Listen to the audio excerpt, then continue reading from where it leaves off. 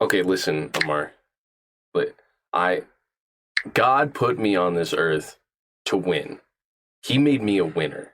I'm here for a reason. That reason is victory. Mm-hmm. You know what I'm saying? Yep. Right? So when I go to Albertsons, and I'm trying to get me some of the fucking the Swiss rolls, you know what I'm saying? The chocolate ones with the cream filling. Yep. And I'm 3 cents short. I don't let that stop me. Mm-hmm. I punch the pregnant lady next to me and I rob her purse. Interesting. And then I give them 3 more cents. Yep. I give the cashier 3 more cents because I'm a winner. Uh-huh. All right. And I do whatever I have to win. Yep. Sorry, I wasn't listening. I was doing a crossword.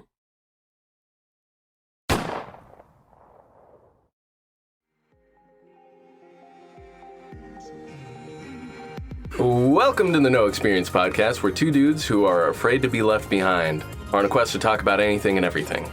I'm Jared Hines, and I'm here with my co-host, Ammar Abdullah, and today we're talking about Inside. The Bo Burnham one.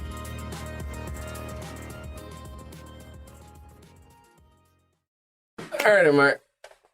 How do you even begin to talk about this special? It's tough. Talking about Inside is probably like first of all, watching Inside was one of the hardest things I've ever done. Like, it is like a heavy, sad thing, and it is hard to get through. And so talking about it often leads into some like weird, sad existential territory that is also hard to talk about.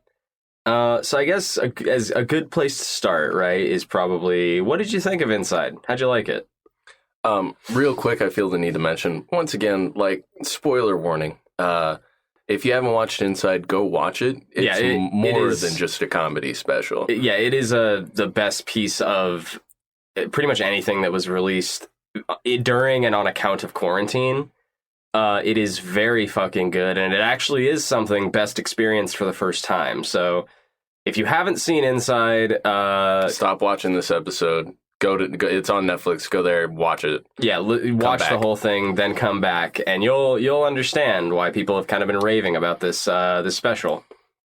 So yeah, I mean, how did you like it? What was your opinion of Inside? Bo Burnham's big return to comedy after 5 years.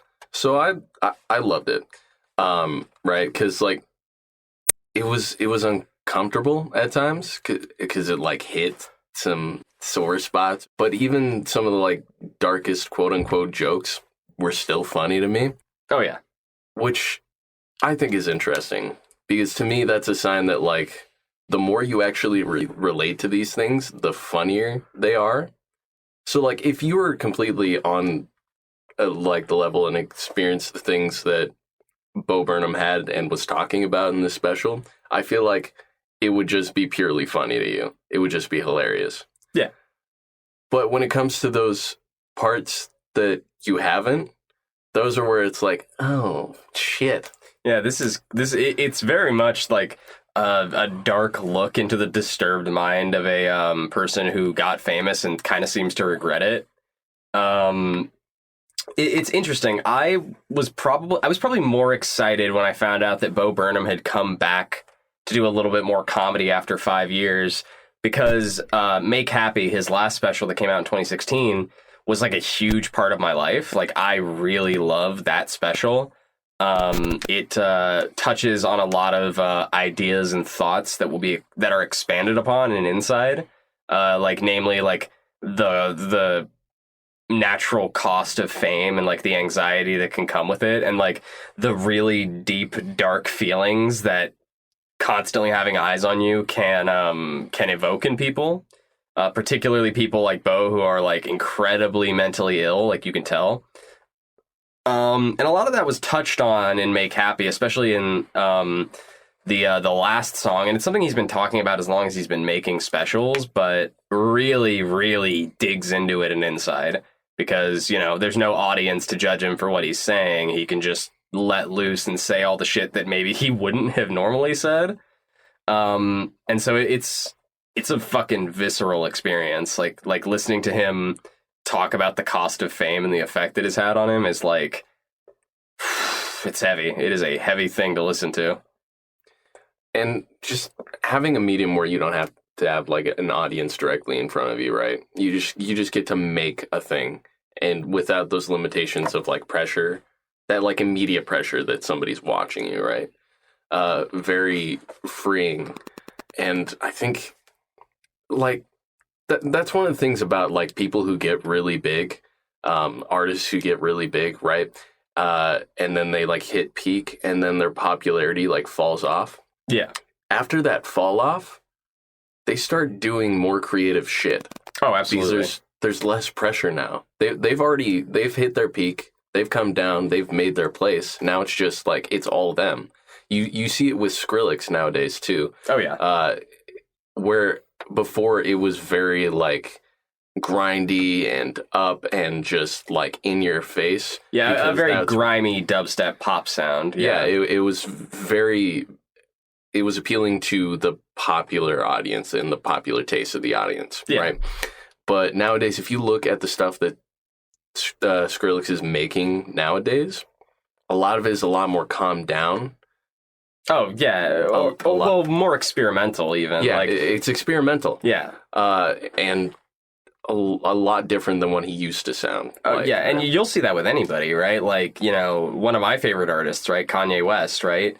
He peaked, by my account, by most metrics that matter, peaked in like 2016 and 2017 with his two biggest albums, Life of Pablo and My Beautiful Dark Twisted Fantasy. And since then, he's had more of a ability to experiment and do some really weird shit and really like bar his soul to his audience. And I mean, you circling back around to Bo, right? Like that is what this feels like. It feels like the experimental work that's him like talking about, you know, these human experiences in like a funny way, but in like also a way that feels really like dark and genuine in a place that like most comedians wouldn't go, which is honestly why I hesitate to call it a comedy special. It's really not. It's more like just a piece of quarantine performance art is what I would consider it. I don't think the comedy special really does it justice. Not that I bemoan the title of comedy special, right? But like, I don't think that adequately describes what Inside is. Inside is something else entirely. It's something entirely new that I don't think's ever really been done before. And I'm glad that he came back after all this time and didn't just do like more of the same, right? Didn't just do more laughy, jokey, numbnuts kind of songs, and did like, he has some of those on there, don't get me wrong, but a lot of them touch on like really substantial personal, like mental and social issues that exist in the world. Like he's got this whole song in there that's like a parody of like educational puppet show TV songs, like think Sesame Street or like, you know, shit, or like shit, Fraggle Rock and shit like that. He's got a whole song in there that starts off in the first half seeming like it's like, oh, it's just, you know, a cute little educational song. And then the puppet comes in and it's like a sock puppet, and the sock puppet starts touching on like real social issues in the world. And it's like this great dichotomy between like Bo Burnham singing like it's a funny, cute little educational song, and his sock puppet, Sacco, singing about, you know, like income inequality and like social issues of race and like class, right? And talking about, you know, police brutality and historical lies and shit like that. It's this really fucking uncomfy, like contrast between those two things. And I think that that's where he shines the most, is uncomfortably contrasting what seem like two like disparate ideas. Oh yeah, for real. And he does that a lot in the special. Like, okay, here's the thing. This is quarantine art, right? He did this whole special by himself. Okay, all of the cinematography, all of the music, obviously, any scripting that was involved, that was all him. Yeah, the lighting, he did the tech, he did the performing. It's like, it's really an impressive feat of like virtuosity, where he's like doing a lot of different shit and stretching his muscles and showing us how much talent he's accrued over the time he's been doing this. It's fascinating to watch a guy like do lighting and do acting and do music and do camera work. He even does crowd work, quote unquote, at some parts where like he'll have like canned audience laughter play. It's really, he's a virtuoso. He's a man who wears many hats. He's very clearly very multi-talented. Absolutely. What's the phrase? Jack of all trades, master of none. But I think he's a master of all of them. Yeah. Like, the cinematography is actually really good, and it communicates a lot of like themes and ideas in the special that he's trying to talk about. Like, I don't know if you noticed this. We're gonna get into a little bit more of the nitty gritty now, I think. I don't know if you noticed this, but in the special, the use of the zoom function, like the slow zoom on the camera, to create like a claustrophobic, cramped feeling. He uses that all the time, right? Because like it's supposed to communicate how being stuck in quarantine feels, and so like it feels like you're being like boxed in, and slowly but surely this camera is like, you know, pushing you into what feels like a smaller and smaller space. And he does that all the time throughout it, and it's like that's like a choice that a director would make, like a movie director. Mm-hmm. It's interesting to watch him do shit like that, because it's like it clearly shows that he has an understanding of a lot more than just musical comedy. Like, that's his bread and butter, is musical comedy, but he's got an understanding of a lot more than that. He's very clearly a writer. He can direct. He knows how to run lights. Like, it's interesting. The man can do everything on the set in one go as one guy. Yeah. A lot of the like symbolism that he like throws into this special is awesome too, and he does so much of it throughout the course of the film. Traveling back to the whole like duality thing we were talking about, or the contrast, between two things throughout the special. It's almost like two different characters, right, that end up speaking, and one of them is Bo, right, and he'll like refer to himself as such and whatnot, but then God, what's his real name? Robert. Then there's times where he's talking about Robert and he says it in the third person like it's a different person, right? Yeah. So, and they're like talking about specific things. One of the like coolest moments where it's like this disparity between two people, right, is that scene where he's sitting in the chair like half naked and he's just talking to the mic and just kind of trying to say that he's not okay, but then out of nowhere, right, he goes to try and explain it, and then it turns into this like big fucking this number cheery with pop song, with all of this editing and stuff, while he's explaining all of these feelings and all this horrible shit, and then it goes back, and that really seems to be the difference between Bo and Robert. Yeah, Robert's suffering and Bo is the entertainer. Yeah, and he does that like there's like a bunch of stuff that he does like to reinforce that idea. Like there's a lot of like visual dead air in the special where it's just him like setting up the camera, fucking with the lights, you know, getting his recording shit ready. And it's like there's this weird disparity between like how sad and boring the setup shit looks and how entertaining the songs are, right? Like there's this song in there called I think it's called Look Who's Inside Again. And when he first gets up to record the song, he records about like 2 or 3 bars of the song before stopping and being like, I took a big fucking breath, and like records it again, like starts the whole song over again. And it's like, that's both funny and also pulls back the curtain to reveal this, like what's really going on behind the scenes here. And he does that a lot. There's a lot of parts where it's just him quiet, somber, talking to himself, basically talking to the camera, but talking to himself. And it builds throughout the entire thing. I think one of my favorite moments out of the entire special is where he's sitting in a stool in the middle of the room and he's got the projector on. But the camera is positioned behind literally all of the equipment, the lighting, the fucking sound tech, all the camera's sitting behind all of that, looking at Bo, with it all in between, right? And it actually made me uncomfortable when I first saw it, which is a rarity for me.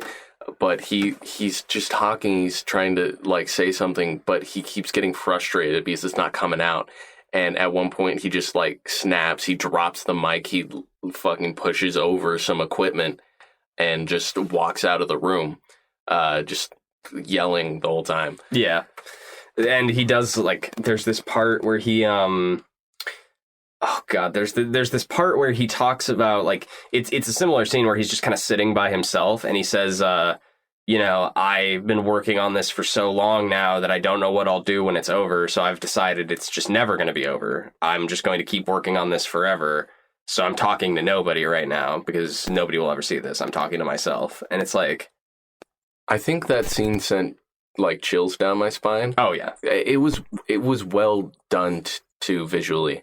Because like there's like no other lights in the room. The camera's just focusing on his face, and all he's really got is like this light on his forehead, and like a flashlight or something, and that's the only light in the whole scene, and it's like lighting up his face really well. But the rest of the room is dark, and it's just like it just makes it feel like there's nothing else there but him. Yeah, and it's because he's the only person who's been stuck in this space for like over a year, right? So it does this, it really captured what quarantine felt like. And I think that's what I want to talk about next, right? Is Inside, of all of the quarantine art I consumed, right? Because there was a lot of it. There was a lot of stuff that came out during the pandemic that people, it was really a renaissance for unique pieces of art pulling on the theme of isolation. And I don't think anything communicated it quite as good as Inside. There was artists that came close. Donald Glover did a Childish Gambino album that came out during quarantine that comes close to communicating the feeling of isolation and like lonely, ugly sounds that, communicate how being stuck in your home for a year felt.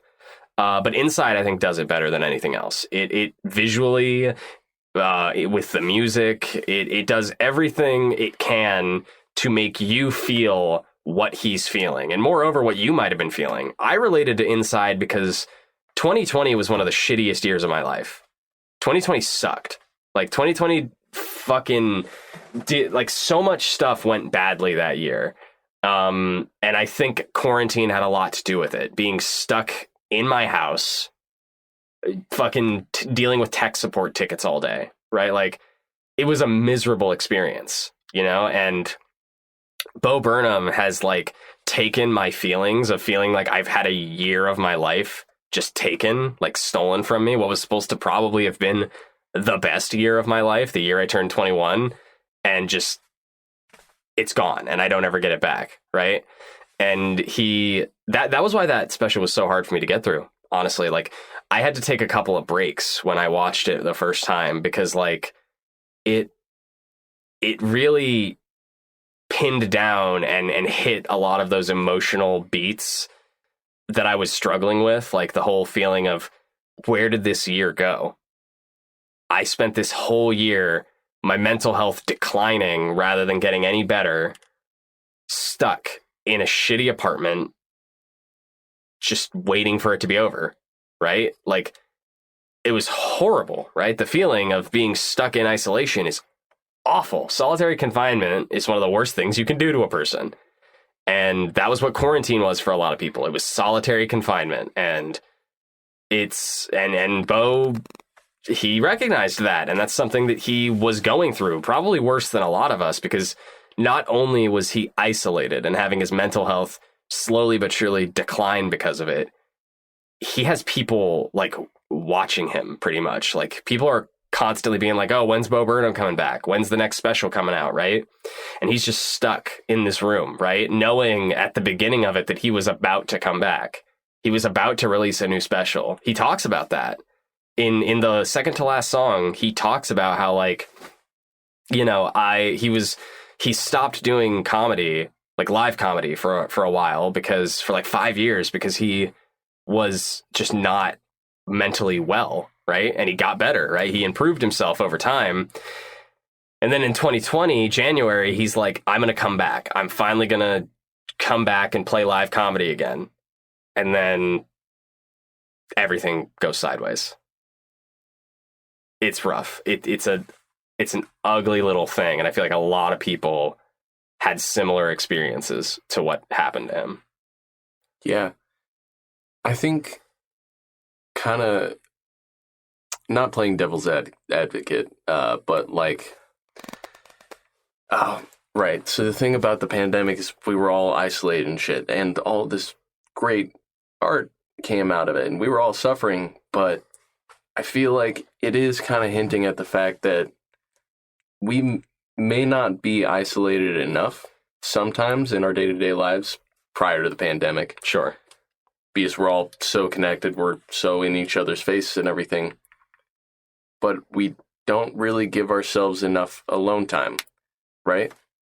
And now, you know, the world kind of forced us into it for a hot minute.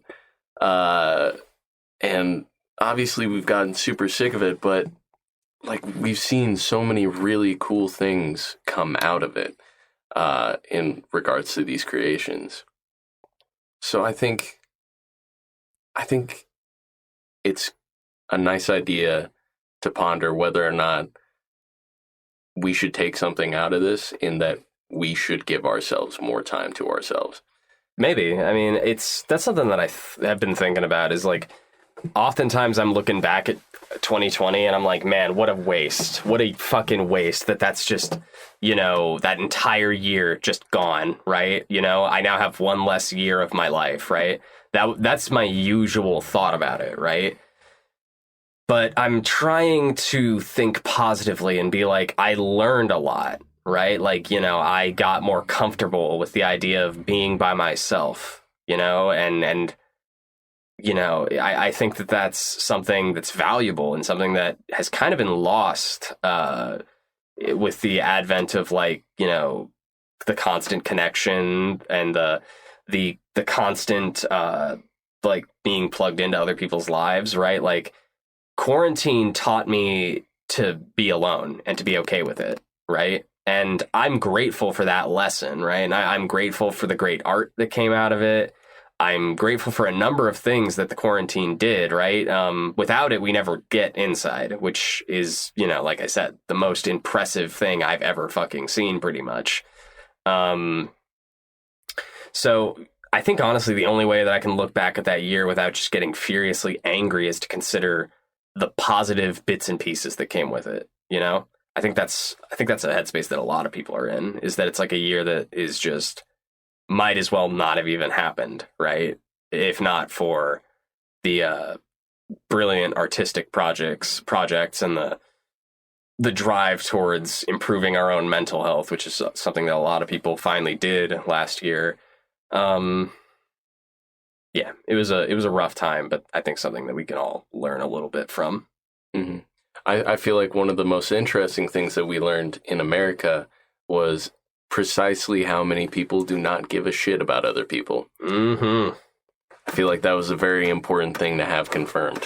That's something that I want to cover, like, more in depth in another episode. But yeah, the death of American empathy has never been made more clear than during quarantine, right? Like, a lot of people found it, and I don't begrudge them this, right? It's like, I understand the argument of, like, you know, freedom of choice and shit like that, right? But, like, it just shows that, you know, American empathy has died in a lot of places and with a lot of people, because a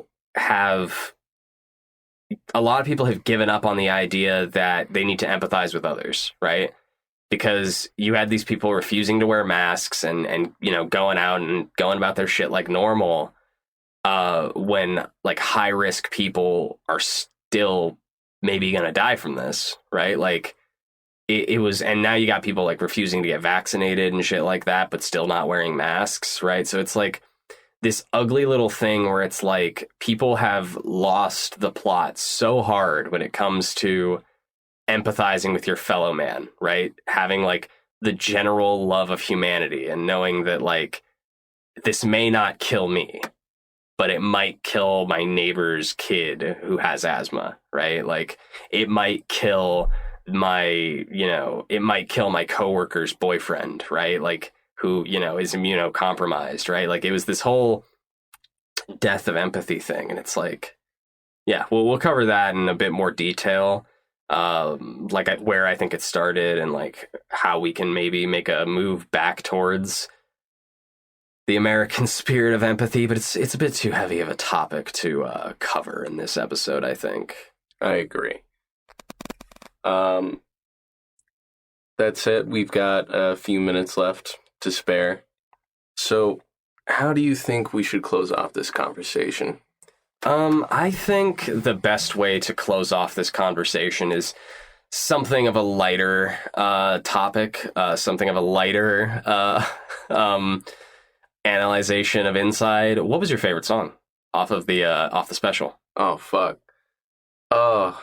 You don't even need to give it like a direct answer. Like just if, at a glance, what are some of your favorites? I mean, one of the obvious ones, of course, is Welcome to the Internet. That one, like the most popular song off of that special, and for a good goddamn reason. Oh, it's amazing. It's fascinating. It's a fascinating song because it's like the conceit of it is like it starts off like very bouncy and cheerful with this like snake oil salesman selling you on the idea of the internet as it's like, oh, we have everything, we got all this cool stuff and it's all this interesting stuff and stuff you might like. And then it slowly gets like darker and darker to the point where he's telling you like, getting into like, incel culture and like killing your parents and fucking, oh man, that's a great song. It was the first one to be released as a single. It was released as a single like the same day that Inside came out, pretty much to encourage people to go watch it.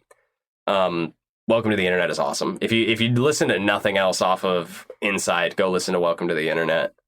It's amazing. Aside from that, I think my favorite would probably be Goodbye. The ending song? Yeah. Yeah. That's a good one. Goodbye has like a great, this fucking emotional, like it's the rawest song on the fucking special. It's him just bearing everything. Yeah, and it ties a lot of the prior songs in the special into it. Yeah, musical leitmotifs. It's fucking awesome. He calls back to like at least 4 or 5 other songs from earlier points in the musical, or the special, and it's fucking interesting. Because in the context of that song, they mean completely different things. Yeah, that's a good pick. Welcome to the Internet is a good pick for your favorite song. I would say either Welcome to the Internet or, for me, it was probably Sexting. There's an entire song about sexting and how like lonely it can be and how sad it is. And that's something that I'm in a committed relationship and have been for a long time, now. So it's been a while since I've done any sexting. I did it a lot in like high school, which I know, bad, you're not supposed to do that. But, we were all teenagers, so it was all perfectly above ground legal shit. Right. But like, yeah, it is kind of sad and lonely. There's something really depressing about having your dick in your hand and you're on the phone talking about blowing out somebody's back, right? Like, yeah, that song fucking touched on an insecurity and a sadness from a long time ago and just fucking reopened that lockbox, cracked it open.